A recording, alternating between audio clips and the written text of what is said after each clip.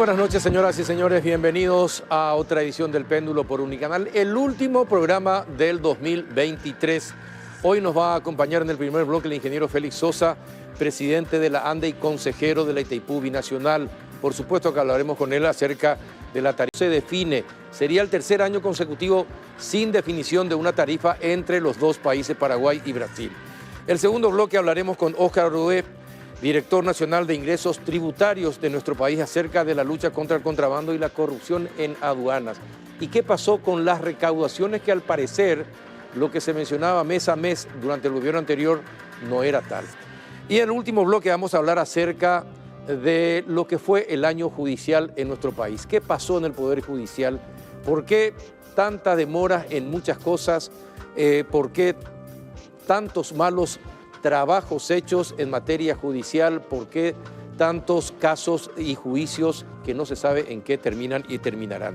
Nos van a acompañar los doctores Manuel Riera y Robert Marcial González para hablar de este tema.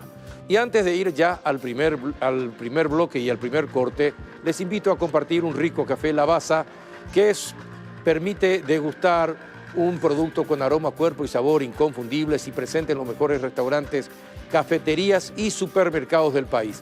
Cafepar representa y distribuye Lavazza, el espresso italiano por excelencia. Vamos a la pausa y ya volvemos con el debate. Bien, ya estamos en compañía del ingeniero Félix Sosa, presidente de la ANDE. Ingeniero, buenas noches, ¿cómo estás? Muy buenas noches, Carlos.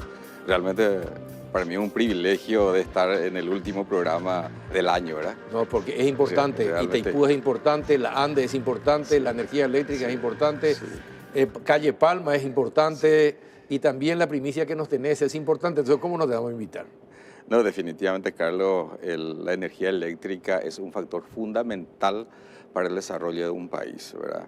Y más todavía con el programa del gobierno de Santiago Peña de generar 500.000 puestos de trabajo durante su gobierno.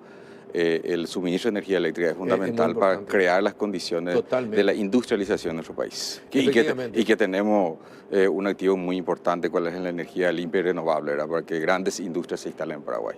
Ahora, definitivamente. Vamos a comenzar por lo más reciente. Sí. Otra vez otra fábrica de criptomonedas descubierta. Así es, así es. Una de las acciones principales que nosotros estamos emprendiendo es la reducción de pérdidas, ¿verdad? Es algo muy importante para nosotros, uno de los que siempre hablamos que tenemos pendiente en la ANDE es justamente la reducción de pérdidas. En ese aspecto estamos trabajando con el Banco Mundial, nos están ayudando para poder ayudarnos y traer las mejores prácticas de los países que pudieron reducir drásticamente su pérdida de energía eléctrica, y estamos cerrando esa planificación para poder empezar del próximo año a trabajar.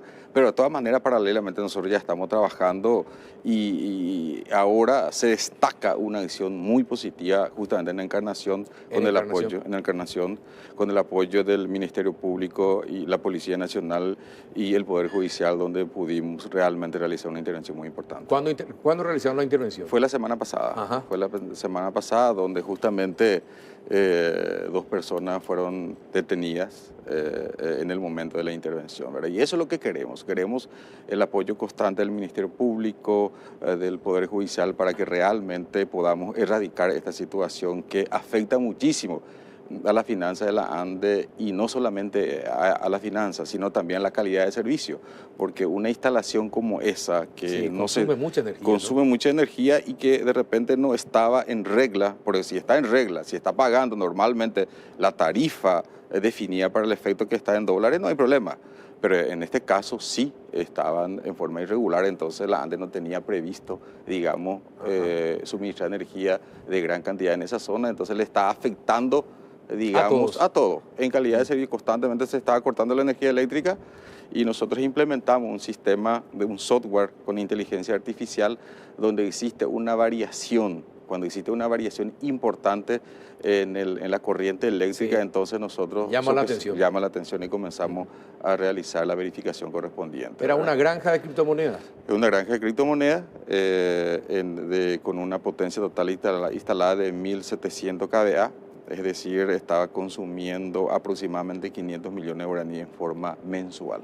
500 millones de guaraníes así de mismo energía en forma mensual. Así es, esa es la ¿Y durante pérdida. cuánto tiempo no pagaron? Bueno, eso no sabemos nosotros, no tenemos identificado, estamos en proceso de investigación, pero sí, cuando ocurrió esa variación brusca de la corriente, de la carga en ese sector, hoy en día nosotros tenemos un centro de operación, centro de control, Sí. digamos, en todas las regiones del país. Tenemos 5 centros de control a nivel nacional, uno en la zona sur, otro en la zona este, central, la zona del Chaco y acá en la zona metropolitana, donde tenemos monitoreado todos los parámetros eléctricos y eso nos facilita identificar ese tipo de robo de energía eléctrica, ¿verdad? Entonces, la tecnología es fundamental para poder identificar eso. ¿Cuántas granjas de criptomonedas están habilitadas en Paraguay? Por la ANDE.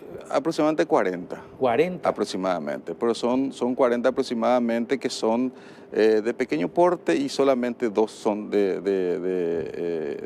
se alimentan en alta tensión, es decir, tiene su propia subestación. En este momento, Carlos, es importante aclarar de que en este momento nosotros no estamos habilitando más, estamos evaluando a nivel de gobierno la conveniencia o no de la instalación de granja de criptomonedas en Paraguay. ¿Y las 40 están legalmente habilitadas? Legalmente habilitadas y eso se respeta el contrato firmado hasta el año 2027. ¿Y hasta cuántas granjas de criptomonedas pueden habilitar? No, de hecho, hoy en día nosotros tenemos disponibilidad de potencia en diferentes lugares del país, considerando que tenemos capacidad en línea de transmisión para que se instale más, no por una capacidad de línea, lo que en este momento estamos parando, simplemente por la evaluación del gobierno, si conviene o no en el país la instalación de ese tipo de minería de criptomonedas, ¿verdad? Si es conveniente o no para el país. Por eso, a nivel de gobierno se está analizando, reitero, pero se respetan los contratos ya firmados. ¿Y por cuánto tiempo los contratos? Hasta el año 2027. Hasta el año 2027. Todos, hasta el año 2027, porque consideramos que a partir del año 2027 nosotros vamos a comenzar a necesitar de esa potencia que hoy en día se está utilizando para ese efecto, para que se pueda realizar otro tipo de actividades, ¿verdad? En base a un análisis técnico. ¿Y cuánto sigue siendo la energía, la energía que se pierde al año? Y aproximadamente la no contabilizada. Y estamos en el 27%. Siempre más o menos, 27%. Así mismo, es la pérdida total. No bajamos nunca, ¿no? No bajamos, por eso es que a pesar de todas las intervenciones que estamos realizando, por eso es que este año iniciamos le pedimos un apoyo de una cooperación técnica al Banco Mundial, que ellos nos están ayudando, están, reitero, trayendo mejores prácticas de otros países que hicieron para poder reducir las pérdidas en el sector eléctrico, ¿verdad? Estamos terminando eso y desde el próximo año va a comenzar a operativizar ese proyecto. ¿Cuáles son las zonas donde más se producen pérdidas de energía para la ANDE? Bueno, interesante que inicialmente el consultor internacional se iba más en los sectores, digamos, periféricos. Populares, pero en realidad en cantidad sí se tiene más en cantidad de clientes, digamos, de instalaciones, pero en cantidad de energía se está registrando más en sectores donde se registra mayor consumo de energía eléctrica. Y hoy en día realmente el sector donde nos está perjudicando mucho son la criptominería, que está en forma irregular. Así como están las cosas, ¿cuántas granjas de criptomonedas ustedes estiman que existiría además de las 40 habilitadas? Bueno, nosotros ya hemos realizado muchas intervenciones, principalmente en la frontera, en la zona de Alto Paraná, muchas intervenciones. Eso hace de que ellos se hayan mudado en otros sectores, por eso lo encontramos ahora en Encarnación, ¿verdad? Tenemos identificado también la zona del Guairá. Nosotros no te podría decir exactamente, Carlos, cuánto es, porque no sabemos realmente, pero creemos de que a nivel nacional estaría en la misma cantidad de lo que realmente hoy está en forma regular. ¿A qué hora trabajan más? ¿En horas de la noche? No, trabajan las 24 horas, pero un caso como también ellos tienen su forma de ir, digamos, investigando a la ANDE cómo realiza su análisis de carga. Entonces, en estos días descubrimos en Ciudad del Este que solamente trabaja los fines de semana, ¿Por qué? Porque la carga comienza a bajar, entonces ellos aprovechan ese momento para que la ANDE no identifique. Claro. Entonces ellos de diferentes formas están realizando, digamos, esa maniobra. Eso realmente perjudica mucho al sistema eléctrico y también a los clientes. Y también para los clientes que están en forma legal, ¿verdad? Porque al final, hablando de criptomonedas, muchos ya relacionan que realmente son actividades ilícitas que roban energía eléctrica, pero muchos de ellos realmente están pagando como corresponde en dólares, ¿verdad? Una tarifa más alta, ¿verdad? ¿Y cuánto es lo que pierde la ANDE anualmente? ¿Cuánto pierde este año por la pérdida de energía? Nosotros calculamos que aproximadamente la pérdida de energía eléctrica a nivel nacional es de 60 millones de dólares en forma anual. 60 millones de dólares aproximadamente. Es mucha plata. Es mucha plata. De hecho,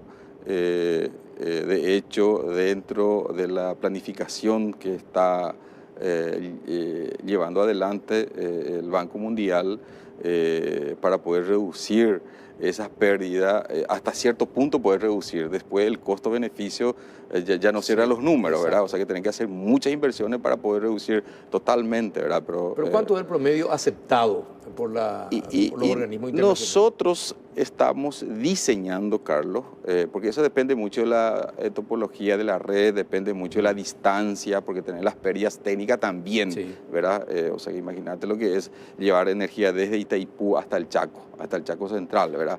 Son más de 1000 kilómetros, entonces eso hace que también a través de la línea de transmisión tenga pérdidas técnicas, ¿verdad? Nosotros, en el modelo de la ANDE en Paraguay, creemos que podemos llegar podemos reducir un 10%, con una acción muy fuerte. 10%. ¿Y los países adelantados cuánto tienen por eso te estoy diciendo que nosotros creemos que un 10%, porque depende de la topología de la red. Con eso estaríamos igualándonos con los países... Así mismo es, por ahí. Así que está entre 15%... 18%, 17%, así es. Eso es... Lo aceptable. Lo aceptable. Así mismo. Y en esa línea estamos trabajando y vamos a trabajar constantemente en esa línea, va a comenzar a operativizar el próximo año, ¿verdad?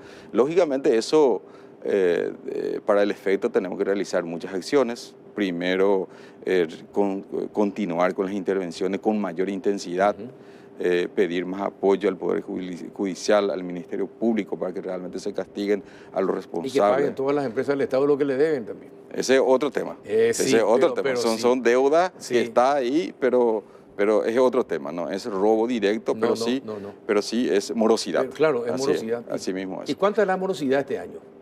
Bueno, la morosidad después de la pandemia, de hecho, se ha llegado a una situación de 30%, de 14%. Antes de la pandemia teníamos una morosidad de 14% y después al 30%, considerando que 2 años no realizamos ningún corte por falta de pago, y hoy en día está de 29%, ¿verdad? Es decir, es otra de las acciones muy importantes. ¿Y en cuánto tiempo estiman ustedes volver a la situación anterior, antes de la pandemia? Mira, Carlos, usted me conoce que a mí me gusta trabajar con metas bien definidas, ¿verdad? Nosotros ya definimos todas las metas para el próximo año, ya hemos definido nuestro plan operativo anual y la reducción de la morosidad tenemos previsto, digamos, bajar de 29 a 20%, a 20% del próximo año, ¿verdad? Eso significa muchas tareas en el campo, muchas promociones, mucha publicidad de las promociones que nosotros vamos a ir lanzando. Pero hay que los que pagan en tiempo y forma y nunca se atrasan. Siempre eso nos piden, ¿verdad? Claro, porque no puede ser que los que reciban el premio de descuentos y reducciones sean los morosos y los que pagan en tiempo y forma no reciben. Esta vez sí. Justamente en este momento, hasta el 31 de diciembre, tenemos una promoción. Hasta el 31 de diciembre, donde un cliente puede pagar el 15% como entrega y el saldo hasta 36 meses sin intereses, ¿verdad? Y para los clientes que están al día, le damos la posibilidad en forma gratuita, por ejemplo, de pasar de un suministro monofásico a suministro trifásico, por ejemplo, ¿verdad? Donde tiene su costo inicial, el derecho de conexión, garantía de consumo, entonces a eso se le exonera por este mes. ¿En serio? ¿Cuánto sale trifasicar una casa? En promedio, 600.000 guaraníes. 600.000 guaraníes. Aproximadamente. ¿Y eso se exonera? Se exonera.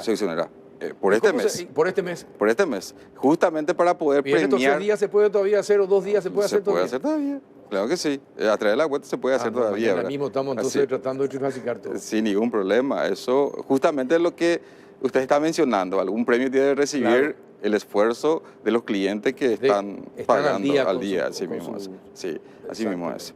Con su pago. Y bueno, ¿y qué pasa con Itaipú? ¿Qué pasa con la tarifa de Itaipú, ingeniero? Normalmente antes, en octubre ya se definía todo, generalmente. Ya se sabía cuánto iba a ser la tarifa el año siguiente. Este va a ser, si no se arregla ahora, va a ser el tercer año consecutivo sin tarifa definida. ¿Por qué? Bueno, tenemos que recordar que desde el año 2009, ¿verdad? Sí. Hasta el año 2021 se mantuvo la tarifa en 22.60. Sí. Es decir, no hubo nada que discutir ahí porque pero se acordaba siempre.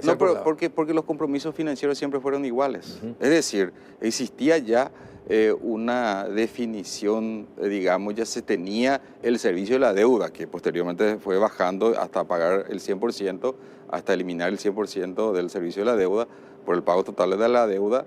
Entonces, ya no existía discusión, es decir, el presupuesto está definido cada año, o sea que no hay motivo para su discusión. Había unos 70, 80 millones de dólares de fondos socioambientales y después los compromisos que anualmente son iguales, entonces no existía motivo de discusión. Pero explíqueme. Primeramente, ¿verdad? Sí. Posteriormente, en el año 2022 se redujo, digamos, el servicio de la deuda, entonces ya existe motivo de discusión o de análisis a nivel del directorio de los dos países. Entonces se demoró. En el año 2022 se definió la tarifa en agosto. O sea que en agosto del mismo año. No se definió, sino que cada uno fijó su tarifa. No, pero se llegó a un acuerdo. Claro, en agosto. Sí, pero por primera vez uno pagaba un porcentaje y el otro pagaba otro precio.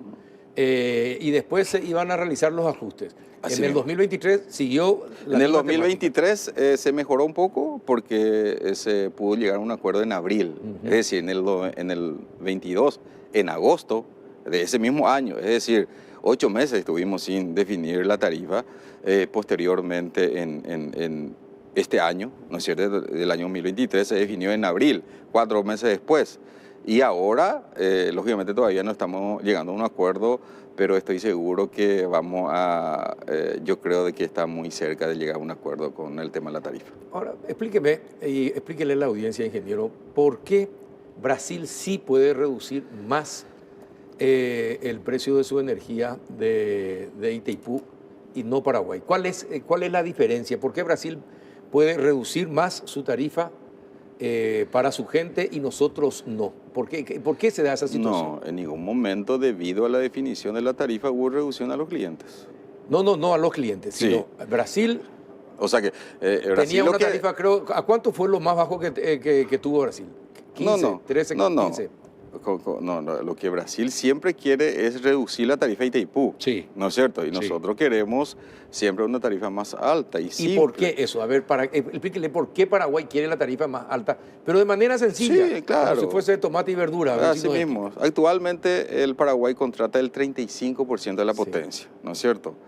Y el Brasil el resto. El 15% le vendemos a Brasil, de lo que nos corresponde. No, el 65%. O sea que nosotros estamos hoy en día contratando el 35% de lo que corresponde a Paraguay. A Paraguay, sí. Paraguay. Sí. Entonces el 65% de lo que corresponde a Paraguay le vendemos a Brasil. Entonces, el mayor porcentaje del aporte para el presupuesto y para el ingreso de Itaipú todavía sigue siendo. Se le hace a Brasil. No, lógicamente, entonces es simple. O sea que realizando un cálculo simple le conviene a Paraguay hasta tanto no se tenga, hasta tanto no se ¿Y de qué manera se aprovecha esa diferencia en favor de la gente, por ejemplo? ¿Qué se hace con esa diferencia de precio de tarifa entre Brasil y Paraguay y que justifique que Paraguay siga dándole 65, vendiéndole 65% de lo que le corresponde a Brasil? Y para tener una idea, a través de los fondos socioambientales se está ejecutando 2 puentes, uno de ellos se terminó, el puente internacional, también Puerto Murtiño, Carmelo Peralta, que está en proceso de ejecución, y todas las obras que se realizan invierte en hospitales, seguridad, salud, es decir, son fondos realmente se destina en base a la prioridad de cada gobierno. ¿Y cuánto le corresponde a cada país por fondos ambientales? No, anualmente. El año pasado fue aproximadamente 409 millones de dólares. Fue la inversión total, ¿Para cada país? Para cada país, de los cuales se invirtió 250 millones de dólares, se destinan para el sector eléctrico paraguayo, ¿verdad? Es algo muy importante, ¿no es cierto? Y eso permitió también ejecutar muchas obras y que podamos estar hoy en día en mejores condiciones en calidad de servicio, que todavía nos falta, pero sí, eso realmente... ¿Y la diferencia en qué se invirtió en Paraguay? Y todo lo que te mencioné, ¿verdad? Todas las obras... Eso es auditable, es decir, yo puedo saber, por ejemplo, entro en la página de Itaipú y yo puedo saber todo eso, en qué se invirtió, en qué se invirtieron los gastos sociales que corresponden a Paraguay. Sí, definitivamente, se puede identificar perfectamente en qué se invirtieron, eso está en la página web de la Itaipú Binacional. Ajá. Así es. ¿Y eso se destina a intendencias y gobernaciones o es...? No, ese otro... todo para la... No, ese es royalties, donde se utiliza justamente para poder distribuir a nivel nacional a través de las municipalidades y donde tiene bien definido a través de la ley cuál es el destino de ese fondo, ¿verdad?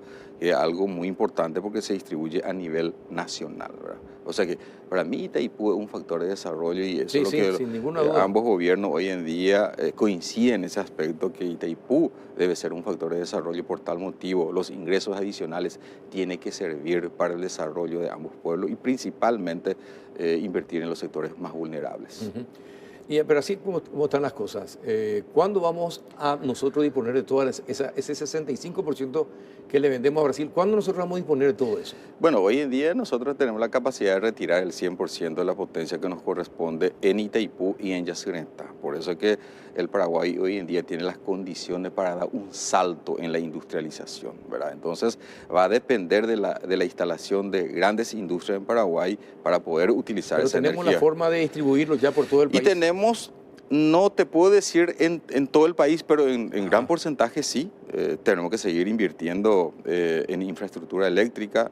Para tener una idea, Carlos, ahora adjudicamos recientemente una obra muy importante para el país, cuál es la línea de transmisión en 500 kV con una inversión de 90 millones de dólares desde la subestación Iguazú hasta la futura subestación Valenzuela, donde se va a traer esa potencia que hoy en día tenemos hasta Iguazú, hasta la zona de mayor consumo, ¿verdad?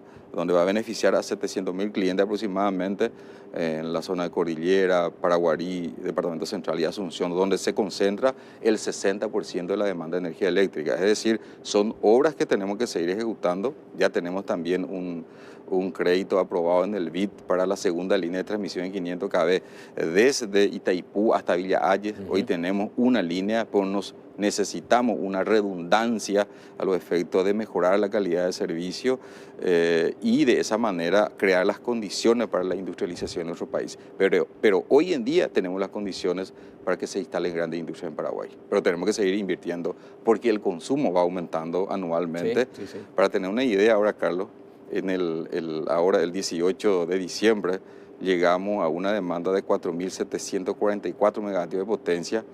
Del año pasado fue 4.270, es decir, más de 470 megavatios de aumento de demanda tuvimos. ¿Y cuántos más consumidores tenemos por año, por ejemplo? Para completar nomás, para tener una idea, esa demanda en un año aumentó más del doble de la capacidad de carga. Es decir, toda esa nueva demanda tenemos que ir acompañando con obras. Es decir, necesitamos construir más líneas, necesitamos construir instalar más transformadores, instalar más subestaciones.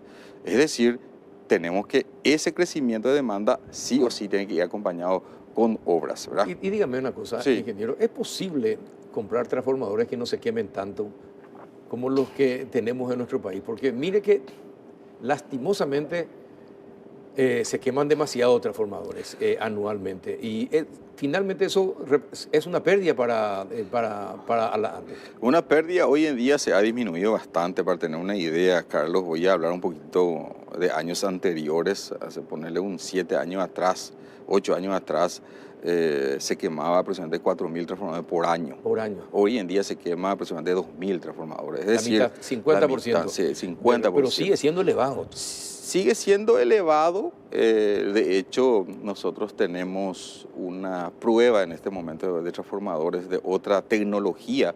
Salen más caro, ¿no es cierto? Entonces estamos en periodo de prueba, los efectos de ir disminuyendo todavía. Es decir, nosotros estamos, cada día más estamos más finos en ese aspecto, porque anteriormente, como estaba tan sobrecargado, entonces no sabíamos si realmente la sobrecarga o la calidad de transformadores.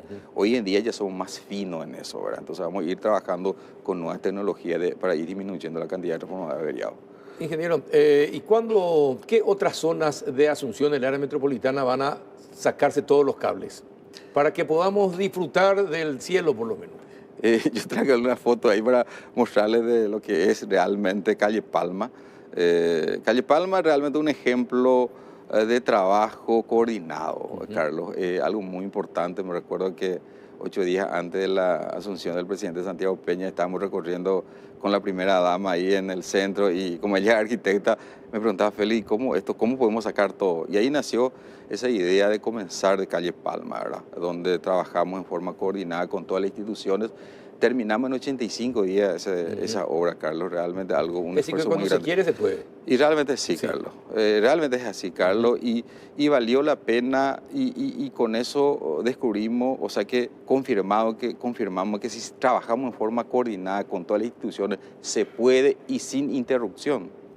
Para tener una idea, la municipalidad nos dio permiso para la ejecución de la obra en 3 días, ¿verdad? Es decir, otra institución, el Ministerio de Obras Públicas, todos, digamos, nos pusimos, digamos, a trabajar juntos. Claro que debe ser la norma. Así es. ¿Por qué es la excepción trabajar coordinadamente? Yo creo que este es un modelo... Claro que este país... No, pues yo creo que es un modelo muy interesante que tenemos que ir replicando.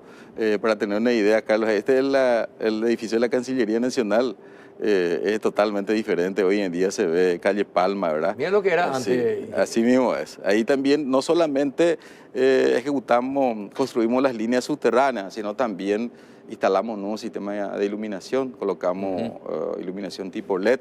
Y no sé si podés pasar, quería mostrarle también que posteriormente ahí está el Panteón. Y después nos fuimos a Ciudad del Este, ¿verdad? Ciudad del Este también, justamente, ahí está Ciudad del Este. Donde hace cuestión de 10 días atrás aproximadamente con el acompañamiento del vicepresidente realizamos este trabajo, retiramos todos estos conductores del microcentro de Ciudad del Este, son 9 cuadras aproximadamente. Qué vergüenza como teníamos. No, realmente, imagínate, Carlos, que es, y la diferencia es abismal. Y nosotros vamos a seguir trabajando en esto. En este momento estamos ya trabajando con la gente, con la ministra de Obras Públicas, con un préstamo del Banco Mundial que ya se tiene y un porcentaje importante se va a destinar justamente para poder ampliar la línea subterránea en el microcentro de Asunción. Bien. Ingeniero, llegó la hora.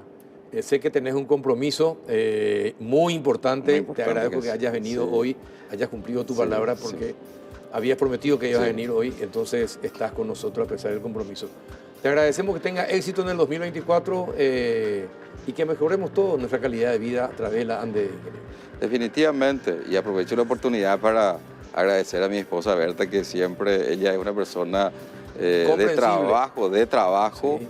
Entonces, hoy estamos festejando 20 años de casados. ¿Y te dio permiso? No, muy bien. Muchísimas gracias. Entonces, felicidades también a Berta, mi esposa. Está bien. Gracias, ingeniero. Feliz 2024. Gracias. Muchas gracias.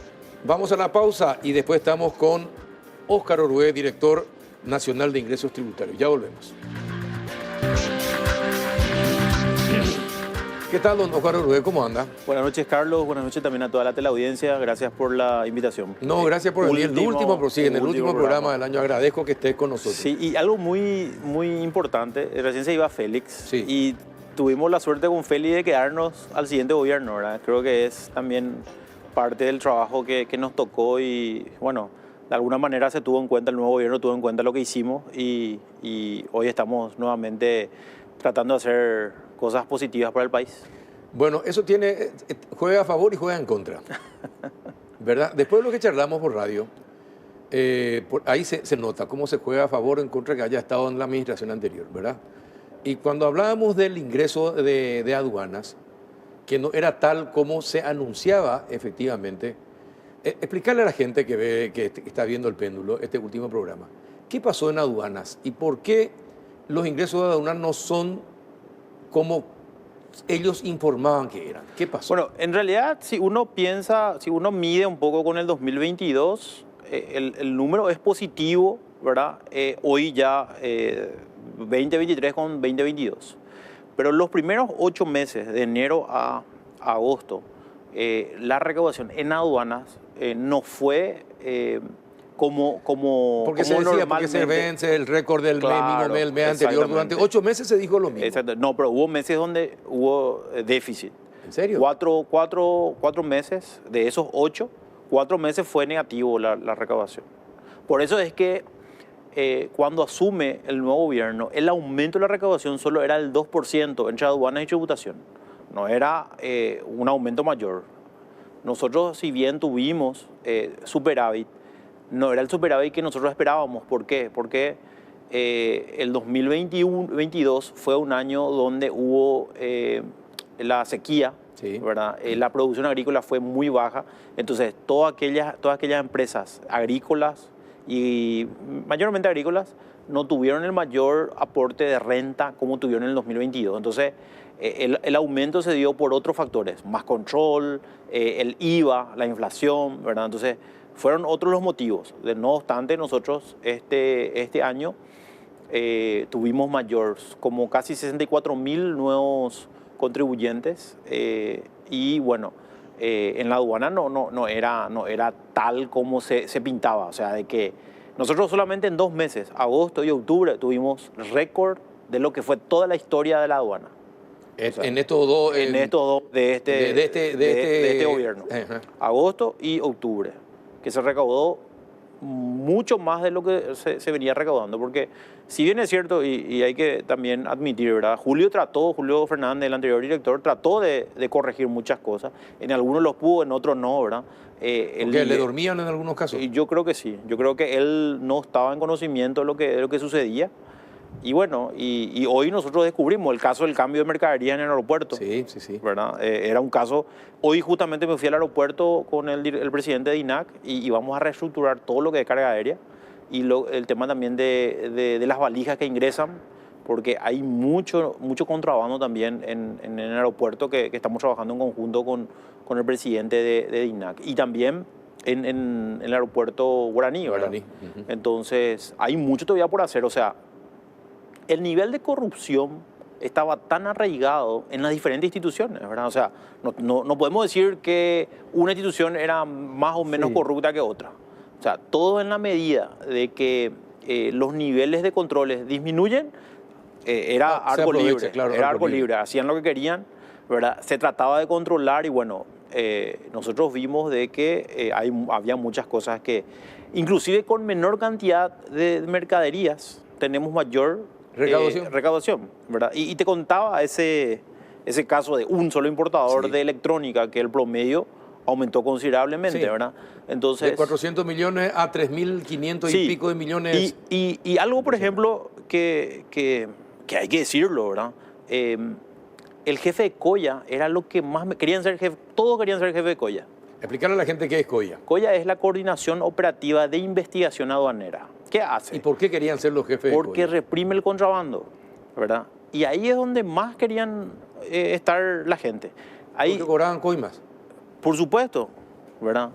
¿Por qué el combate al contrabando no era eficiente anteriormente? Porque esa oficina no funcionaba como tenía que funcionar, ¿verdad? Entonces, inclusive, en el gobierno anterior se le denunció a funcionarios que se le procesó y fueron detenidos. Hoy están con un proceso judicial, ¿verdad? O sea, era conocido el caso. El problema está, Carlos, cuando nosotros hablamos con la gente y la gente no quiere denunciar. Yo recibo denuncias y yo le digo, ¿te animas a denunciar? Me dice, no, yo no me animo porque después la represalia o a lo mejor después ya te cambia, no está, ¿verdad? Entonces son realidades que tenemos que administrar dentro del gobierno. Pero hoy tenemos apoyo del presidente de la República, tenemos apoyo, hoy estamos blindando la administración y hoy ya como Dirección Nacional de Ingresos Tributarios estamos disminuyendo esa influencia política que antes había, que te llamaba y te decía, yo quiero que mi operador vaya a tal aduana, ¿verdad? Eso hoy terminó, ¿verdad? Y en la medida que vamos estableciendo mayores controles, disminuimos. Y esa oficina, la Coya, era una oficina, como te digo, que inclusive se comentaba, lógicamente no tengo pruebas, ¿verdad? Pero que movía mucho dinero en negro, ¿verdad? Que es producto de la coima de los esquemas. De permitir, claro, de permitir el paso de cualquier tipo de mercadería. Y de camiones, no estamos hablando solamente, ¿verdad? De vehículos, de chiquititos, no. Y otra cosa que me decían, para mostrar que supuestamente se incautaban, ellos mismos compraban las mercaderías y decían, esto fue lo que incautamos. Pero en realidad por acá pasaba 5 o 6 camiones, ¿verdad? Entonces, esas cosas son las que hoy estamos de alguna manera eliminando. Vuelvo a decir, no es una tarea fácil, no es una tarea sencilla, pero estamos luchando. Y bueno, los resultados están a la vista, ¿verdad? Hoy estamos casi entre 6, 7 millones de dólares más de productos incautados en todo este tiempo. Son 4 meses en 4 meses. Y la diferencia ya son 7 millones de dólares. De productos incautados. Y hoy estamos donando, ¿verdad? Donamos a la gente está contenta. Entonces, evidentemente, en la medida de que vayamos estableciendo controles a los que controlan y sobre todo que no exista impunidad. Porque ¿qué es lo que pasa? Fulanito hizo algo, después le cambiamos y ya te llama el político y te dice, che, ¿por qué le toca a esta persona? Esta persona y lo mismo. Y yo le digo a todos, le digo, acá no hay tu tía, o sea, acá no importa quién llame. Casi hizo mal, va a tener que responder claro. Por su acto y vamos a tener que cambiar. Hay veces que no tenemos las pruebas, ¿verdad? Entonces, cuando no tenemos las pruebas, pero tenemos las presunciones, lo único que hacemos es le sacamos al funcionario, ¿verdad? Pero que no quepe la menor duda, que si hay pruebas, vamos a hacer la denuncia. Porque o si no, otra vez, todo lo que nosotros queremos modificar, lo que queremos sanear, ahora, no lo vamos a poder hacer. ¿Cuánto estiman ustedes que ese esquema de corrupción que funcionaba, recaudaba, por ejemplo, mensualmente?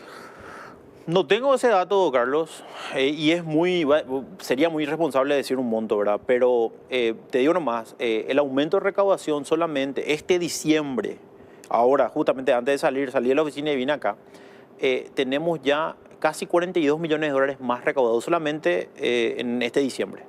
Entonces, el aumento de la recaudación cuando calculamos... ¿Con referencia a diciembre del año pasado? Claro, con diciembre del año pasado. Y estamos haciendo un cálculo, ¿verdad? Desde agosto, el 15 de agosto cuando subimos a hoy, son más de 150 millones de dólares que recaudamos más. ¿Cuánto? 150 millones de dólares más, ¿verdad? En 4 meses. O sea, ¿qué quiere decir eso? Y no, es que hicimos mucho en el sentido de que vinieron más, hubo más, ¿verdad? Cierto, el PIB creció, ¿verdad? Es lo que vos me preguntabas el otro día, ¿verdad? Había gente que decía que, bueno, que no es tanto así la recaudación. Bueno, me dieron mi derecho a réplica, ¿verdad? Por suerte, me fui a esa radio y comenté un poco. O sea, no es igual medir, porque la renta no se paga este año. Sí. La renta se paga en 2024. En marzo, impuesto a la renta personal. Abril, impuesto a la renta empresarial. Entonces, es importante que mostremos todo. O sea, que si hay errores, aceptemos los errores y corrijamos esos errores como gobierno. Pero más allá de eso, mentirle a la gente lo que no está bien. Y querer utilizar esa cuestión como una cuestión política es lo que tenemos que erradicar. Porque al final, si al gobierno le va mal, al Paraguay le va mal. Sí. Entonces todos juntos tenemos que estirar el carro. ¿Y qué dicen los funcionarios cuando se les dice y se les cambia? Toda esa recaudación, ¿dónde iba? ¿A quién se iba? ¿A dónde se llevaba el maletín? Porque finalmente ese es el famoso maletín del que hablan todos. ¿A dónde llegaba ese? ¿Quién era el encargado del maletín? Yo no sé quién era el encargado, ¿verdad? Pero lógicamente... ¿Qué dicen los funcionarios? No me voy a tirar la lengua, Carlos. No, y que había grupos políticos que recibían eso, ¿verdad? Ahora, no voy a ser irresponsable a decir algo que realmente yo no tengo pruebas, ¿verdad? Ajá. Pero de que se comenta siempre, te dicen, ¿verdad? Pero políticos importantes, políticos que están... En cargos importantes. Y político, ¿verdad? Político, ¿verdad? Pero más allá de eso... No, te digo... me quiere tirar la lengua. No es por eso, porque te digo algo. También me contaron que una persona que te pegó fuerte. Te pegó fuerte en los últimos tiempos por lo que dijiste de aduanas y los ingresos, ¿verdad? Y te dijo que no. Pero vos sabés que hablando y chequeando, me dijeron que gente de aduanas, ¿verdad? Sí.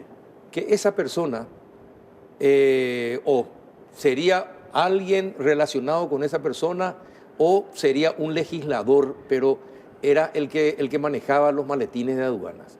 ¿Cuál es la información? Se comenta eso ahí, entre los funcionarios se comenta, ¿verdad? ¿Quiénes eran los que te dicen, verdad? Pero vuelvo a decir, ¿verdad? Es muy fácil acusar, yo no tengo pruebas, así es que no voy a ser responsable en decir un nombre o algo así.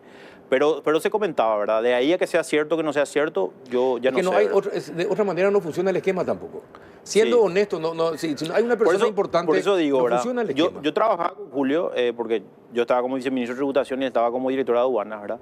Y él hacía todo el esfuerzo, ¿verdad? Ahora, la institución es grande. La institución es grande, hay mucha gente. Hoy son 2.800 funcionarios, ¿verdad? Y gran parte es de la gerencia de aduanas.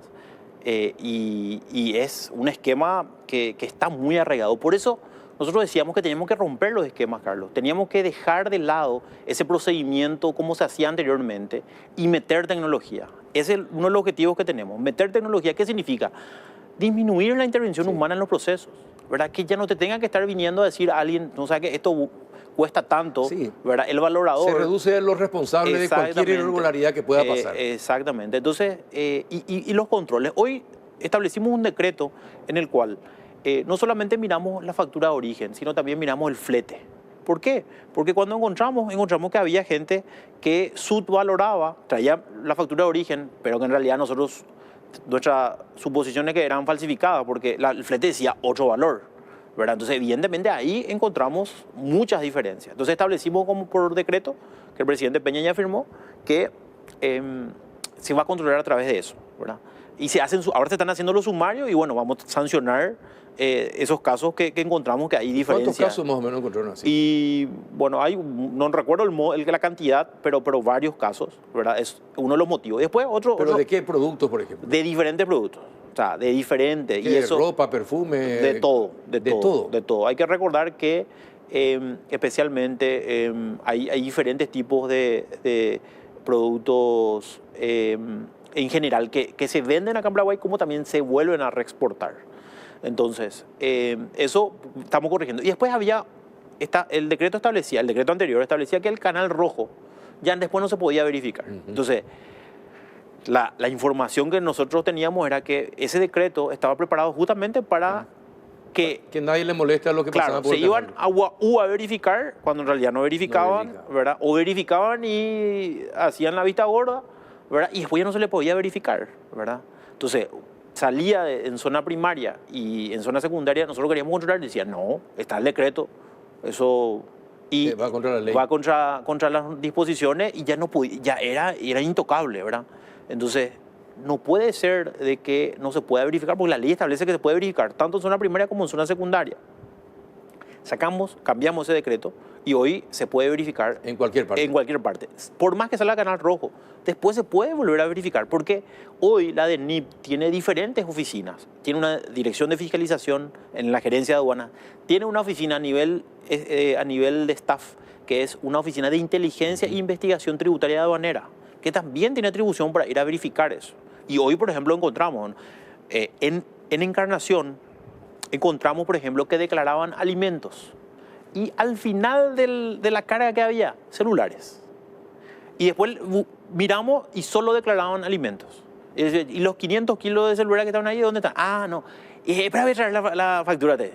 O sea, si uno controla, te duermen sin ningún problema, ¿verdad? Entonces, ese esquema donde podían meter, y después están los intermediarios, ¿verdad? El intermediario que no tiene nada que ver, el que te llama y dice, no, pero no se puede trabajar, nos están complicando. Hicieron una nota la agencia de transporte terrestre por los controles que hacíamos. Pero este es el único mecanismo que hoy estamos teniendo, ¿verdad? Porque el día que tengamos muchos más escáneres, el control intrusivo se va a disminuir. Pero tenemos que hacerlo. O sea, hoy el nivel de recaudación que estamos teniendo es gracias a los controles, ¿verdad? Y desbaratamiento de esquemas, ¿verdad? Y sobre todo hay que entender de que en la aduana estuvo muy arraigado mucho tiempo los mecanismos corruptos, ¿verdad? Y es una realidad que tenemos que aceptar. O sea, no podemos decir, no, estaba bien. Está bien, pero ya no permitir. Claro, por supuesto que no, y luchar contra eso. Y la única forma, porque por más que, algunos decían, por más que le traiga a un santo ahí igual, pero tenemos que cambiar los esquemas, o sea, tenemos que meter tecnología y disminuir esa intervención humana, porque al final, si el ser humano, otra vez, tiene esa atribución de poder decidir, otra vez estamos en lo mismo. Exacto. Entonces, necesariamente eso. Y el compromiso del presidente es que mejoremos la recaudación sin aumentar impuestos. Entonces, hacer que todos paguen y incentivar a la gente que se inscriba, que se formalice, ¿verdad? Estamos... ¿Qué pensás hacer para evitar que Paraguay sea el centro de distribución de las drogas en el mundo? En este momento estamos haciendo un operativo en el Chaco, ¿verdad? Donde supuestamente hay un... ¿Ahora mismo? Ahora, en este momento, ¿verdad? En el cual se está verificando con Fiscalía y con la policía un camión donde presumiblemente están haciendo tránsito de droga, ¿verdad? Y eso descubrió justamente el área de inteligencia tributaria de aduanera y se le participó a las otras instituciones. Entonces, en este momento se está verificando si es droga o no lo que se encontró dentro del chasis del camión, ¿verdad? Entonces... ¿Del camión que viene de Bolivia? Que viene de Bolivia, exactamente. Porque se va y descarga en Bolivia y viene sin carga, ¿verdad? Y ahí es donde nosotros teníamos un área de inteligencia y esa área de inteligencia reportó que probablemente traía droga, ¿verdad? Entonces, en este momento se está haciendo ese operativo y solamente me van a informar cómo termina en un rato más. Pero, ¿qué es lo que quiero decir con esto, Carlos? Que vamos a ser implacables contra esto. O sea, acá nosotros estamos comprometidos a cambiar, a sanear la institución y tener el resultado. En poco tiempo tuvimos resultados solamente cambiando un poco de piezas, haciendo mejores controles. Y cuando aumentamos más tecnología, yo creo que vamos a ser mucho más eficientes y vamos a poder lograr esos 400 millones de dólares que nosotros estimábamos que había como la evasión. ¿Y qué va a pasar si te llaman los poderosos y te dicen, dejan esa carga, porque es de fulano de tal, porque es de menganito, te piden, ¿qué vas a hacer? Si son personas importantes del ámbito parlamentario, por ejemplo. No hay, yo creo que ya hoy a esta altura ya me retaron ya el otro día cuando me fui a defender mi presupuesto, ¿verdad? Si ves la grabación... ¿Quién te retó? Y algunos diputados. ¿Por qué? Y porque no hago caso a los pedidos de los diputados, ¿verdad? No puedes pedir quién te dijo. Sí, está en la grabación. ¿Quién te dijo? Rodríguez, el diputado Rodríguez. ¿De qué partido? Del Partido Colorado. Ajá. ¿Verdad? Y también el senador que es de Pilar, Ever, no me acuerdo cómo se ve el apellido. Ellos fueron los que me increparon ahí en plena sesión cuando defendí el presupuesto, ¿verdad? ¿Y por qué te increparon? Y porque le dije que no a los pedidos de los políticos. ¿Y qué te reclamaron? ¿Que por qué no haces caso? Y que no le atiendo a los políticos, ¿verdad? Entonces, bueno, está la grabación. Eso sí puedo decir porque eso pasó y está filmado, ¿verdad? Entonces, acá a nosotros no importa quién llame, no importa. Y saben que y lo conversé con el presidente de la República y tengo total respaldo en ese sentido. Si hay presión extra, yo doy un paso al costado, no tengo ningún problema porque yo no me voy a prestar a eso porque evidentemente creo que en estos un poco más de 4 años que estoy, primero como viceministro, hoy como director nacional, creo que la gente sabe mi manejo y la forma en la cual yo estoy trabajando, pero no nos vamos a dejar presionar por nadie, ¿verdad? Y el Paraguay necesita el cambio. Y si no estamos convencidos de que el trabajo que vamos a hacer va a tener los resultados que hoy está teniendo y no vamos a continuar con el apoyo, porque tenemos también apoyo internacional, vos sabés eso, Carlos. Sí. Ahora, presidente, ¿de qué sos? Me volvieron a elegir presidente de la declaración de Punta del Este para el 2024, ¿verdad? Mis pares de la parte tributaria me volvieron a elegir y bueno, la reunión se va a hacer el año que viene acá en Paraguay, donde van a venir más de 170 países, ¿verdad? Representantes de países. Entonces, yo creo que hoy Paraguay está transitando por un camino en el cual ya no hay retroceso. Ya se van a tener que amoldar a estos cambios y mi objetivo va a ser despolitizar la institución y que la institución sea una institución de excelencia y para nosotros nuestro objetivo es que sea la mejor institución del sector público, que sea respetado hoy como es la Receta Federal, como es el RIS en Estados Unidos, ¿verdad? Donde es institucional, o sea, no importa quién esté, no pasa por las personas, pasa por la institución. Y cuanto más sólida sea la institución, más resultados vamos a tener. Y todos los que estaban de la administración anterior, aquellos considerados peligrosos, ¿salieron? ¿Siguen en sus cargos? ¿Cómo es la cuestión? Bueno, hoy no tienen cargos, ¿verdad? Yo dispuse que sean apartados, que estén... complicado el tema de la función pública para sacarlos de Lo que pasa es que hoy, por ejemplo, recibimos una nota de la Corte donde te dicen que reincorpore a los funcionarios, porque en la administración anterior le quitaron, ¿verdad? Entonces, ganan en el Poder Judicial y te reincorporan. Entonces, evidentemente, hay que ser más inteligentes al momento de solucionar esos problemas o atacar esos problemas. La estrategia, para mí también va a ser una solución echarle, pero que después tenés que pagar la indemnización, después tenés salarios caídos, ¿verdad? Entonces es una erogación. Entonces hay que ser más estratégicos y hay que enviarle a la gente y sobre todo demostrar que no puede haber nadie, y no vamos a hablar solamente de políticos, vamos a hablar de sectores económicos, empresarios que te digan, yo quiero que fulanito vaya a tal lugar. O sea, eso ya no tiene que haber.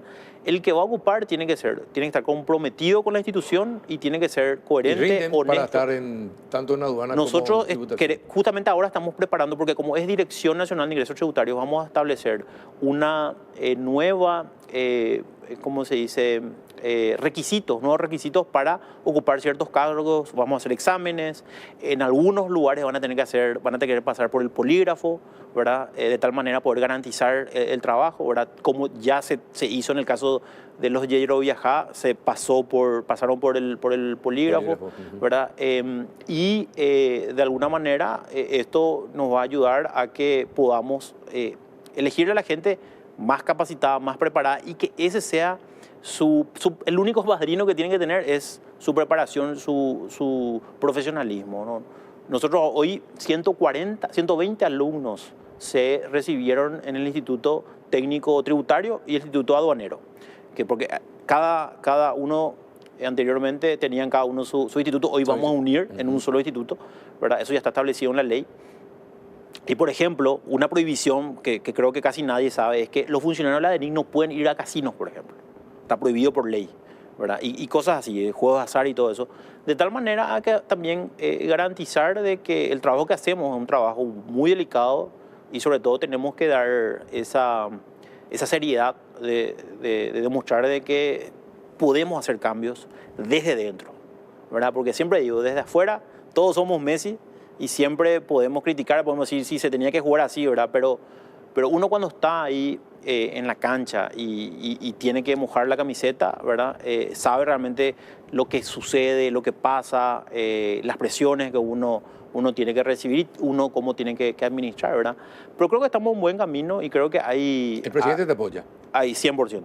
Eso yo agradezco al presidente cuando hablamos justamente...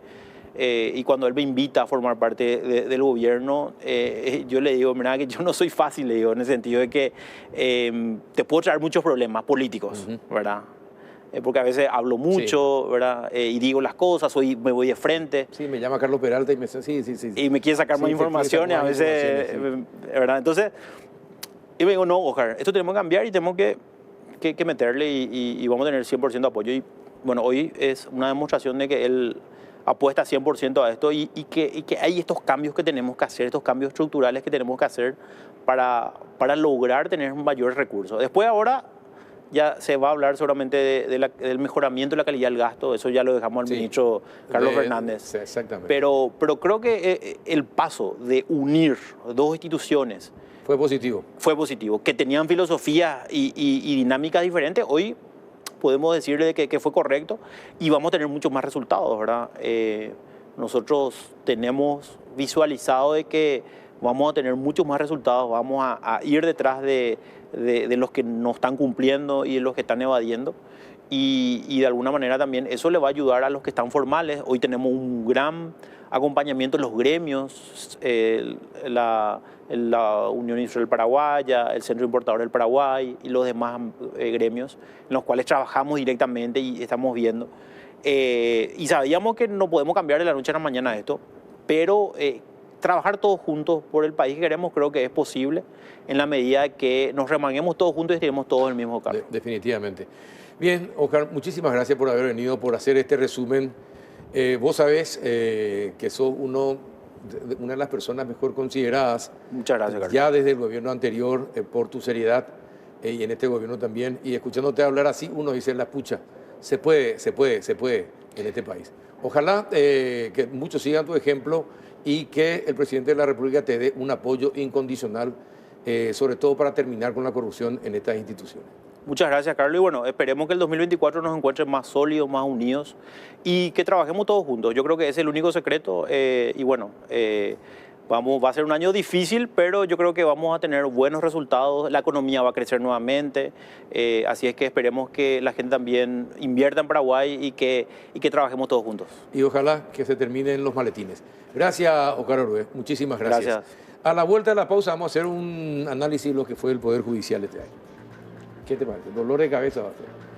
A la vuelta de la pausa. A la vuelta de la pausa. Ya volvemos.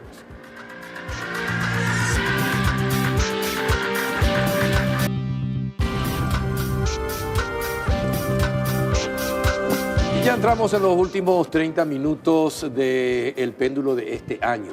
Qué rápido pasa. Y ya estamos en compañía del doctor Manuel Riera. ¿Qué tal, doctor? ¿Cómo estás? Bien, Carlos. Gracias por la invitación. No, gracias Robert, por venir. A usted. ¿Qué tal, doctor Robert Marcial González? ¿Cómo estás? Bien, bien, Carlos. Gracias por la invitación. Saludos a Mane y a la audiencia también. Bueno, ¿qué podemos decir? ¿Quién comienza haciendo una reflexión de lo que es el Poder Judicial en Paraguay en el 2023? Bueno, mira, yo hoy pensé cuando recibí tu invitación, dije, bueno, ¿cómo encarar el tema? ¿Cómo encarar el tema, verdad?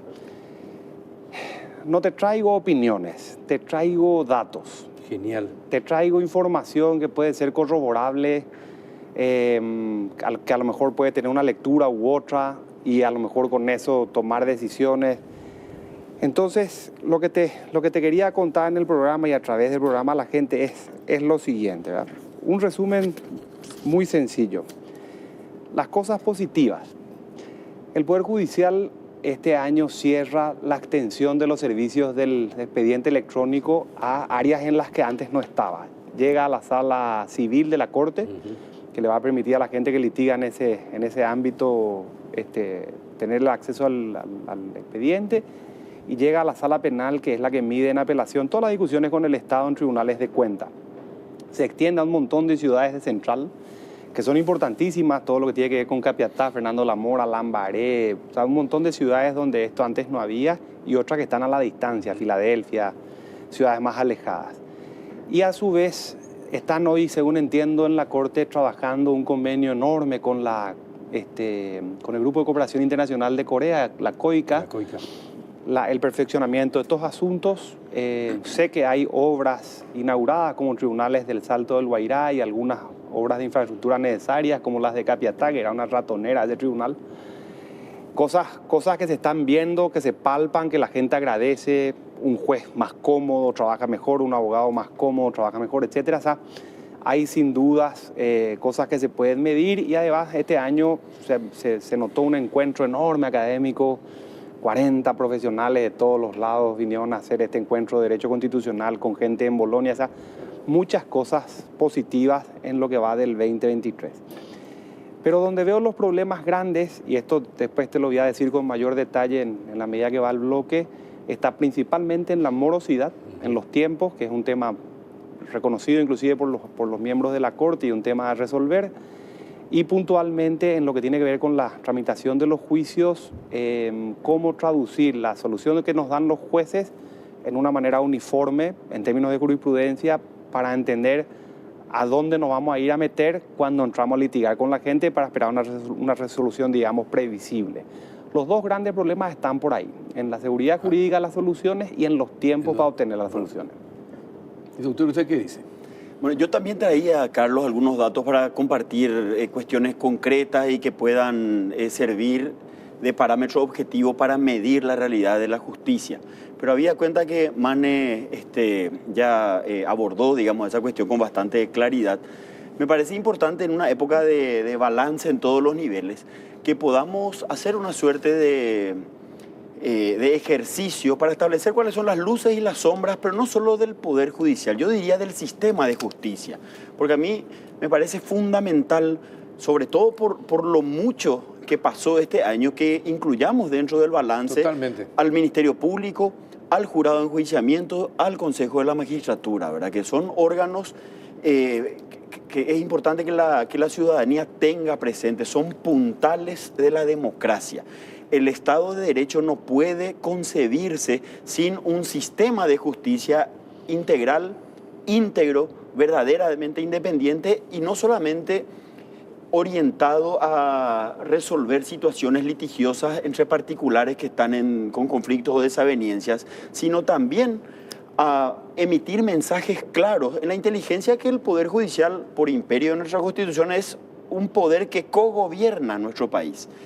Y me parece a mí que si tenemos que marcar las principales deficiencias, yo advierto que personalmente entiendo que hay un déficit en la calidad del mensaje democrático del sistema de justicia en general. Es decir, si bien para algunas cuestiones, sobre todo asuntos propios, la Corte Suprema no duda en tomar decisiones como por ejemplo declararse inamovibles, y lo hacen sobre la base de que ese tipo de decisiones están pensadas para fortalecer la independencia, cuando verdaderamente se presentan situaciones que ameritan la reivindicación de esa independencia, nuestro sistema de justicia en general agacha la cabeza, se muestra sumiso ante el poder político. Y este año se vio con mucha claridad esa situación. Y quiero tocar solamente, entre las muchas sombras que podemos marcar, quiero tocar, haciendo la reserva que hubo también cosas buenas, Mane ya se encargó de evidenciarlas, pero quiero marcar el caso Hernán Rivas, ¿verdad? El caso Hernán Rivas fue paradigmático para demostrar la absoluta sumisión del sistema de justicia hacia el poder político, siendo víctimas de una situación absolutamente inaceptable como estar bajo la lupa de ser juzgado por un personero como ese señor que no tiene altura ni moral, ni académica, ni de formación, etcétera. No levantaron la voz de protesta, cosa que no dudan en hacerlo en otras cuestiones como por ejemplo reivindicaciones salariales o como por ejemplo cuando mandan sindicalistas, como había pasado otros años para hacer huelgas en fechas sensibles. En la época de estudio de presupuesto. Exactamente. Entonces ahí veo un déficit preocupante. Ajá. Bueno, lo que dijiste también habría que agregar, y esto me imagino que sucede en todas partes del mundo, ¿verdad? No solamente el poder político, también es el poder económico. Sin duda. ¿Verdad? Porque lastimosamente hay muchos jueces, no solamente en Paraguay, en todas partes, según lo que uno puede ver y leer de muchos juicios, en donde o se termina agachando la cabeza, como usted dice, ante el poder político, pero sobre todo ante el poder económico también. Entonces es difícil que la justicia sea justa en este país. Si ustedes tuvieran que mencionar, por ejemplo, algunos hechos, o como hablaste de la jurisprudencia, de los fallos y compañía, hay veces que uno se queda confundido, porque un tribunal falla de una manera, otro tribunal falla de otra manera, un juez falla de una manera en un caso determinado, en otro, en la misma situación, en otro caso falla de otra manera. Entonces uno está confundido, no sabe en quién confiar, y uno se siente desnudo, me imagino, cuando acude a los tribunales porque no sabe qué va a pasar con sus casos. Hoy, por ejemplo, la Corte va a enfrentar, como todos los finales de año, la puja por un mayor presupuesto para el año siguiente. Lo propio hace el Ministerio Público, empiezan los lobbies, la Corte se sienta con el Congreso, tratan de que se consiga al mínimo el 3% que les da la Constitución, que es un 3% inmenso sobre el PIB. Que entiendo, y ahí hay favores que entiendo nunca se consigue, más el problema de ejecución presupuestaria, etcétera, etcétera. De vuelta a los datos. La Corte le dice a la gente a través de sus plataformas: hay un observatorio judicial, o sea, un lugar donde nosotros ponemos la atención de las cosas más emblemáticas en función de la opinión pública, por ejemplo, sea cómo le den seguimiento o no los medios de comunicación a los temas. 124 causas están hoy en el observatorio judicial. Aparecen nombres como, no sé, Sindulfo Blanco, Óscar Bajac, exministros de la Corte, Camilo Suárez, Justo Cárdenas, Ramón González Daer, Carlos Fernández Lindman. Si vos mirás las 124 causas, todo es penal. No hay ni una sola causa civil o de la niñez o lo laboral que se esté observando judicialmente. Cuando podría observarse el problema de las tierras de Remancito, sí, que es un tema civil. Sí. Cuando podría perfectamente observarse cómo se hizo ahora la adquisición de las tierras de Galeano Perrone, que es un tema civil. Sí. Vos podrías observar un montón de cosas, pero lo que se observa es lo penal. De todas las causas que están ahí, 57 de las 124, casi en la mitad, son lesiones de confianza, donde prácticamente la totalidad es funcionario público juez. Entonces, ¿qué es lo que te está diciendo el observatorio? Que todo lo que vemos es principalmente que los exfuncionarios públicos en roles de administración de la cosa pública usaban la plata para otras cosas, ajenas a la función que tenían. Vos no vas a ver ahí problemas de, de hurto, o no vas a ver de exposición al tránsito terrestre, no va a haber lesión de confianza, enriquecimiento ilícito, lavado de dinero, o sea, todas actividades que están vinculadas a alguien que en la función pública siempre trabajó con la plata ajena. Entonces, ¿por qué hoy el reclamo al presupuesto general de gastos 2024 va a ser necesito más plata para, necesito más salario para, necesito más funcionario demostrador? Poneme peritaje informático porque la muestra de la observación te dice que el secreto está en el peritaje de las funciones especializadas, por ejemplo, de delitos económicos. Necesito un ejército de contadores, no un ejército de funcionarios. Necesito un ejército de tipos que entienden estados financieros. Necesito gente que conoce administración o economía o sabe perseguir el dinero a través del sistema financiero bancario. O sea, vos podrías hoy perfectamente con datos del sistema, que el sistema tiene, procesarlos y decir mi política jurisdiccional 2024 va a ser esta. Ese mensaje no está.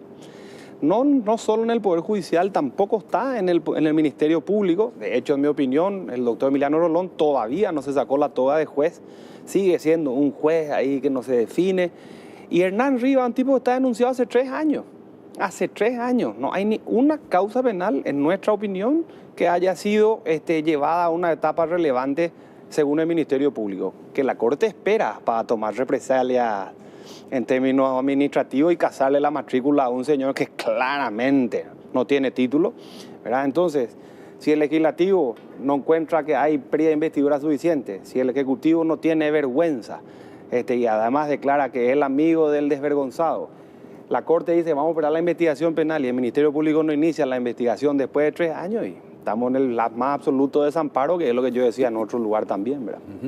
Y bueno, ¿y cómo se lucha contra eso? Bueno, no hay un manual de procedimientos, digamos, Perdón, por ejemplo, el Colegio de Abogados, de donde ustedes son miembros y destacados miembros, expresidente. Por ejemplo, en las cuestiones de lesiones de confianza, para mí es traición a la patria, la lesión de confianza. Usar la plata que está destinada al bienestar de la comunidad, de la gente, y usarla mal, para mí es traición a la patria. Para mí, pero yo no soy juez, ¿verdad? Y tampoco hay una ley que diga es una cuestión gravísima y por lo tanto merece más pena. ¿Pero cuántos años es por lesión de confianza? 5. 5 como mínimo y agravado en un poquitito más. Burlar la fe pública. Te robaste toda la plata que era, por poner un ejemplo, por citar, la merienda escolar. La merienda escolar, ¿verdad? Lesión de confianza. Y después, y 5 años. ¿Y por qué el Colegio de Abogados no impulsa modificar las normas, las normas penales, por ejemplo, en ese sentido, y aplicarle mayores penas?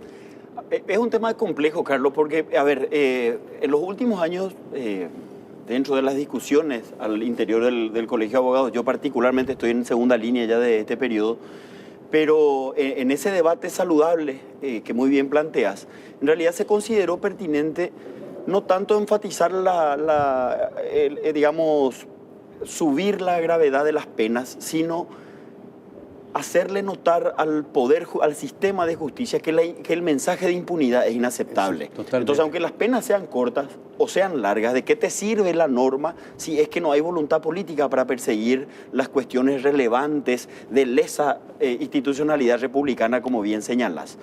Y duele realmente esta indolencia valga el oxímoron, de parte del sistema de justicia, cuando uno advierte que en determinados casos, cuando existió voluntad política y supieron coordinar institucionalmente, se llegan a resultados muy interesantes. Estoy pensando en el operativo Ultranza, estoy pensando en la reciente condena al hermano de un senador, estoy pensando en esas primeras señales que dio el Ministerio Público cuando se reestructuró, que son todos aspectos positivos, pero lamentablemente llegan de manera aislada, se trabaja en compartimientos estancos, o sea, no se le da continuidad.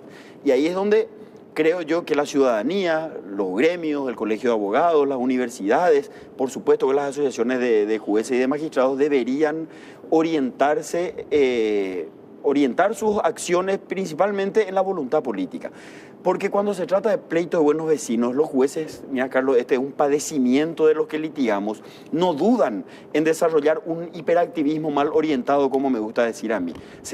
No tienen empacho en ejercer poder y rozando el autoritarismo en pelea de buenos vecinos. Pero cuando aparecen las cuestiones realmente importantes, hechos de corrupción, se escudan en un supuesto garantismo absolutamente mal aplicado, porque llegan mensajes de impunidad, sí, y eso socava los cimientos de nuestra democracia, hace daño irreversible. Definitivamente. ¿Y doctor, usted qué dice?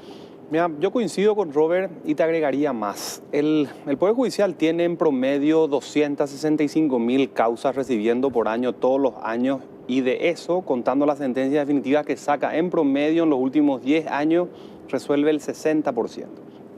Quiere decir que alrededor de, más o menos 100.000 causas quedan irresolutas, que se suman a las 260.000 del año que viene, sí, y esa es una pelota que no para de crecer, sí, históricamente con tendencia a la alza, tipo la inflación argentina. A la inversa, el número de jueces descendió. De los 1.200 y pico que habían antes, ahora estamos alrededor de 1.100, porque un montón de gente de buenísima calidad decidió renunciar o jubilarse antes que la modificación de la ley de la que se está hablando les haga perder derechos adquiridos de mejor calidad que los que eventualmente tendrían.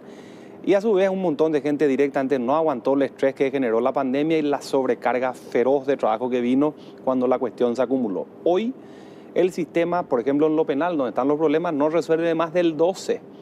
O sea, de cada 10 juicios penales que entran al año, 9 pasan al año siguiente. En términos estadísticos, te digo. Y en la Corte de la Morosidad, que es la segunda entidad más morosa del sistema, según la estadística, está rondando alrededor del 30-35%. O sea, son números súper bajos para un sistema que digamos que reclama respuesta. ¿Y esa morosidad cuánto es por corrupción? Es decir, a propósito.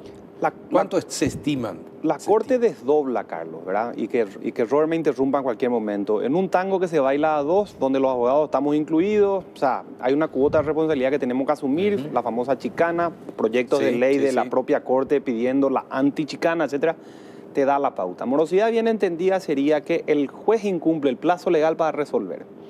Yo te hablo de plazos de duración, que incluye lo que el juez más lo que los abogados más un montón de cosas, pero el sistema tiene que depurarse de adentro y ese trabajo hoy va a requerir más gente, va a requerir por supuesto más dinero, y bueno, gran parte del trabajo va a pasar por el Congreso en términos presupuestarios y otras cuestiones como la voluntad política que decía Robert, ¿verdad?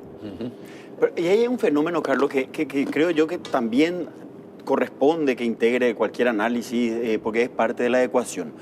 Nosotros, en un país absolutamente huérfano de políticas públicas de inclusión, y pienso en salud, pienso en educación, en transporte público, o sea, hay una ausencia absoluta del Estado.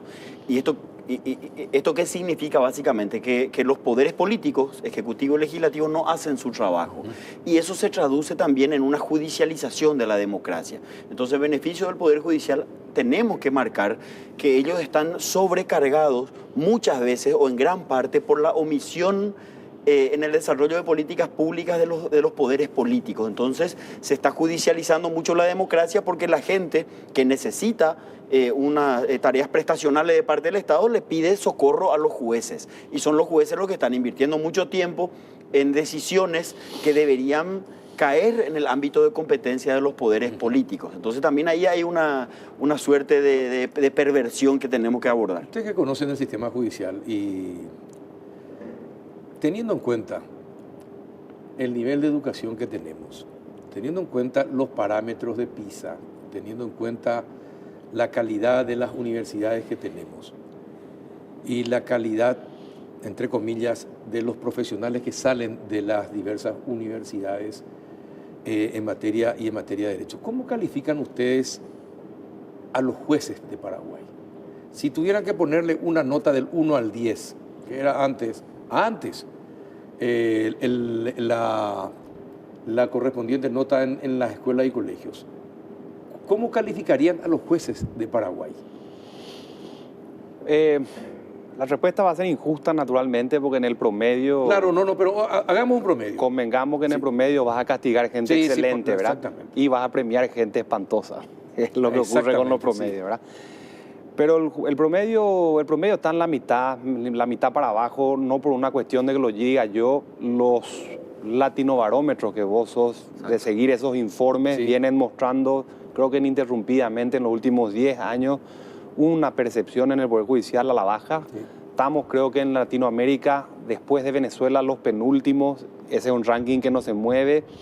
Estamos, digamos, en la percepción de la confianza del Poder Judicial también en rankings muy bajos. Y después los abogados, como te dicen, no te dicen buen día, te dicen estamos en la lucha. ¿Ya? Entonces siempre estás luchando con algo, con un problema. Esa es una realidad que como colegio de abogados a mí me tocó ver a nivel país. Te hablo de haber trabajado con más de 60 colegios de abogados por todos lados y los perros tienen solamente problemas, ¿verdad? Entonces, en el problema estamos, por supuesto, metidos. Como siempre, somos parte de la ecuación, pero el problema nos obliga a ponernos mala nota porque la realidad es esa. ¿Y si tuviera que poner una nota? 3,5, 4. Estamos mucho por hacer. Hay que empezar reconociendo los errores. Sí. ¿Y usted, doctor? A mí no me gusta mucho este tema de la estadística por aquello que decía Bernard Shaw, que la estadística es la forma que tiene el gobierno de decirme que si mi vecino tiene 2 coches y yo no tengo ninguno, los dos tenemos uno. Entonces, necesariamente entramos en la injusticia. Sí. Pero, no obstante, yo no le quiero sacar la nalga a la jeringa, Carlos, porque hay estudios serios, objetivos, que miden este tema con mucha rigurosidad.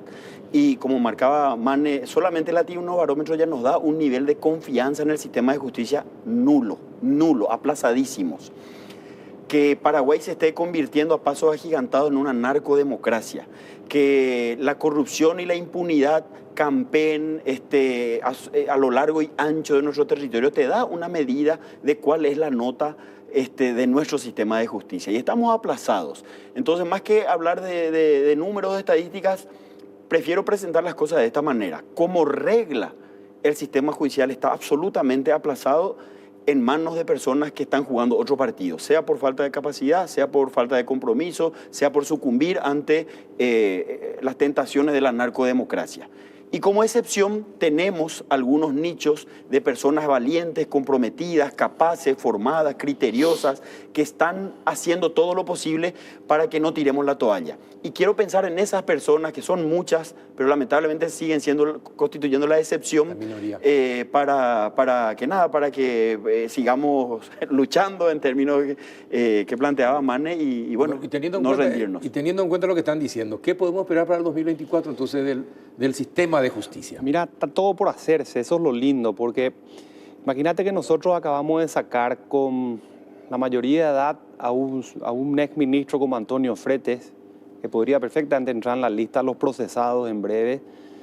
En el año tenemos 3 ministros procesados, estamos hablando del 33% de la componente de la Corte Juez en un proceso penal, es una barbaridad, ¿verdad? Pero hoy tenemos una corte que está compuesta por gente nueva, que fue capaz de pedirle que renuncie, que fue capaz de abrir las declaraciones juradas en su momento, que fue capaz de pedirle a la Contraloría, por supuesto, revisen todo lo que pasó en democracia, que fue capaz de abrir el Poder Judicial en la capacitación de jueces con nuevas ideas. O sea, vos tenés hoy la posibilidad de ver en esos ministros una perspectiva nueva y nuevos ministros como el doctor Santander y el doctor Ríos que traen ideas también nuevas. O sea, hay perfectamente un punto de inflexión que le permite a estos ministros decir el viejo Poder Judicial se quedó, el que proponemos nuevo es ¿verdad? Y la misma cosa con el Ministerio Público. Entonces, si hoy se puede hacer un trabajo conjunto de política macro, te diría yo, Ministerio Público, Poder Judicial, y agregás, porque siempre pasa, policía, CENAT, CEPRELAT, si se exige, si existe alguna vez la Policía Judicial, o sea, todas las instituciones encargadas. Claro, exactamente. Orué puede traerte las declaraciones juradas, pero como mazo de cartas, así para perseguir las cosas, o sea, tendrías hoy un sistema mucho más eficiente y no solamente pegarle al juez, que digamos en quien reposa la sentencia, sino en todo el organismo, todo el sistema, digamos. ¿Y usted, doctor, qué piensa? ¿Qué sería el 2024? Y yo hago fuerza para que estas personas que forman parte de la Corte renovada sigan emitiendo mensajes saludables, como está ocurriendo, ¿verdad? Esto hay que decir, ¿verdad? Porque tampoco podemos pretender soluciones mágicas o que esto se arregle de la noche a la mañana. Entonces, que esas señales muy interesantes de transparencia, de apertura, de capacitación, de informatización, de mejoramiento estructural también, de atender los problemas del justiciable genuinamente, se sigan potenciando, se sigan desarrollando, y eso puede, repito, permitir que el Poder Judicial mejore. Pero necesariamente tienen que ocuparse de esa faz política que el sistema, que la democracia constitucional les asigna, para que los mensajes sean claros y se pueda revertir esa estadística absolutamente lapidaria y lacerante en términos de desconfianza hacia el sistema de justicia. Después de escucharlo a Orué, como quisiera que muchos jueces lo hayan escuchado también. En la última parte de lo que él piensa hacer si es que le presionan, ¿verdad? Necesitamos jueces valientes y funcionarios valientes y también abogados valientes. Así que por eso le invité a ustedes, porque son valientes. Por eso están acá conmigo. Así que gracias por haber venido, doctor Riera. Muchísimas gracias. Carlos, aprovecho para hacerte un regalito. Este es un librito que es producto del trabajo de investigación con los chicos de la Católica. Mucha de la información que te dije sale de ese librito, y aprovechar también el espacio para agradecerte a vos, desearte un buen fin de año, buena Navidad. Saludo también a Robert, y de paso quería mandarle un saludo a Inés, a Valeria y a Juli, que me pidieron expresamente que les mande un saludo. O sea, que un saludo también a las nenas que nos están mirando. Bueno, perfecto. Doctor, muchas gracias por estar siempre acá cuando te llamamos. Al contrario, las órdenes también te dejo un presente que tiene que ver con esto, que los temas conflictivos. Y también un saludito a la Lucía, Agustina y Amador, que están ahí permanentemente haciendo el aguante con tantas ausencias. Y bueno, muchísimas gracias por haber venido. Y muchísimas gracias a ustedes por habernos acompañado un año más. Muchísimas gracias, que tengan un buen fin de año y mejor 2024. Y muchas gracias a este formidable equipo del Péndulo que se queda todos los miércoles hasta estas horas para que esto salga bien. A la productora, a los camarógrafos, a los directores, en fin, a todos los que hacen posible que el programa salga como sale todos los miércoles. Muchísimas gracias y nos reencontramos el año que viene. Hasta entonces.